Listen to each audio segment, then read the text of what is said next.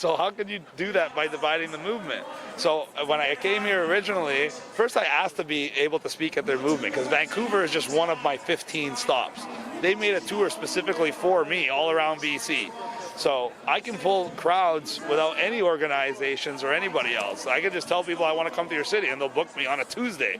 You know what it is? I think people responded to your courage because you did that in the beginning. You were one of the pioneers of this. Well, yes, and there were many others. But my point was, I was coming through Vancouver anyway. So out of a courtesy, I had contacted them and said, would you guys like me to speak at your event? I'm sure I can bring a lot more people. Yeah. And 99 times out of 100, people are thrilled if I want to come speak at their event because they know I will bring people and I'll bring that message.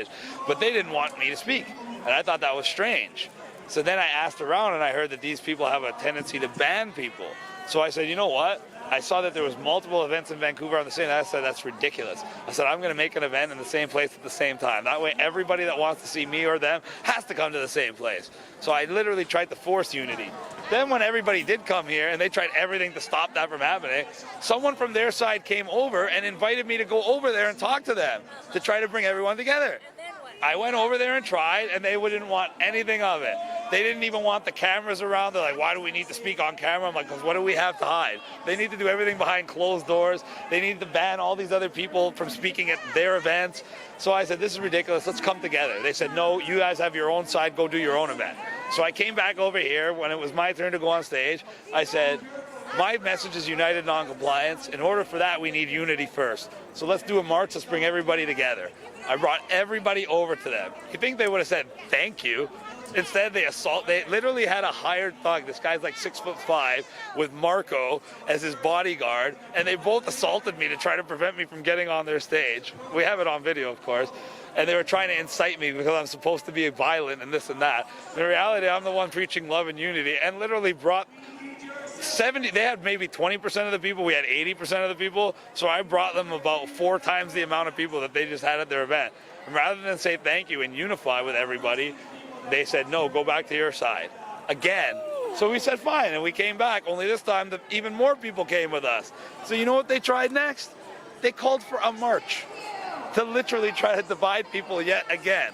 And then before they could get everybody going, my good friend Six Stray went up to perform his brand new song, Truck You Trudeau, and everybody stayed for that. And then I was already on stage, so everybody stayed for that. So as usual, their plans, evil's plans, backfired, and as usual, freedom always finds a way. And I let that be a lesson, not just to them, but to everyone in Vancouver, that nobody should ever be denied a chance to speak. The whole point in getting people together, like I'm trying to do, is to try to inspire others to speak out. So imagine I inspire you to speak out, and you come with the courage and tell me you actually want to speak, and I tell you no? That's absolutely ludicrous. And all of these people that are here today have been in this movement since the very beginning. And they really care about their province and they really care about their country. So for another entity to try to pretend like they have the authority to be adjudicator and determine who is allowed to speak at an event, that's ridiculous. Because if we got a big speakers list, I'll just make people speak a little less each time. But we're not going to tell everyone that, sorry, there's not enough room for you to speak. Absolutely not. And I think that everybody's human, and everybody will come around. And I hope so. Next time, they'll be better. That's what I'm hoping. I hope. Well, at least now, for certain, their little reign of terror and tyranny is over.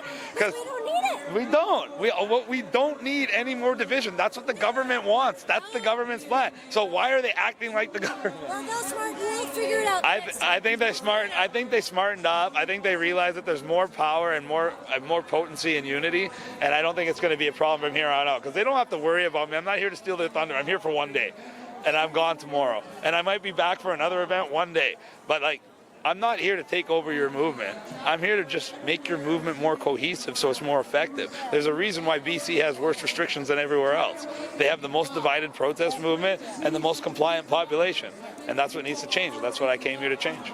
And you know what? You are making changes. You are a man that makes changes. And you are a man speaking up for what's right. And I admire you. Thank you. I admire you for actually getting up and leaving the fake news because they threw me out. Well, they threw you out for it because you had a little bit of candidity and integrity. I did. So I did. There's nothing to be ashamed about there. because that's what a journalist is supposed to be. A journalist is supposed to be able to deliver the facts so that people can determine the truth for themselves. It's not supposed to be a subversive movement that gets paid by the government to placate the population with propaganda and lies. Yeah. So And that's anybody, what happened, yeah. it's exactly what it's become. Yeah. And so, listen, you and I will go forward along with everybody here because we're all in this together and we're going to make changes together. 100%. And that's the only way we can. You keep doing it. I won't stop. Pleasure. Thank you. So much. Okay, thank you. Bye. Chris Sky, everybody. Chris Sky. Thank you.